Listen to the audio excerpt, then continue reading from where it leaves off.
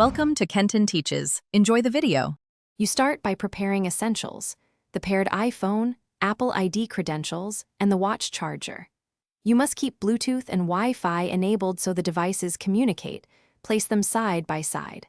Once done, verify an iPhone backup exists to preserve health and activity data. That backup allows you to restore later. You'll also sign into iCloud on the iPhone so activation lock can be removed automatically. Now open the Watch app and get ready to unpair. You now unpair through the iPhone Watch app. Choose My Watch, tap the watch name, then unpair Apple Watch. You'll be asked whether to keep or remove the cellular plan. Decide based on whether the new user needs the line. Make sure to enter your Apple ID password when prompted so activation lock is disabled. This step is crucial so the next user can activate the device. If you don't have the iPhone, erase the watch directly in Settings or remove it via iCloud. Using your Apple ID.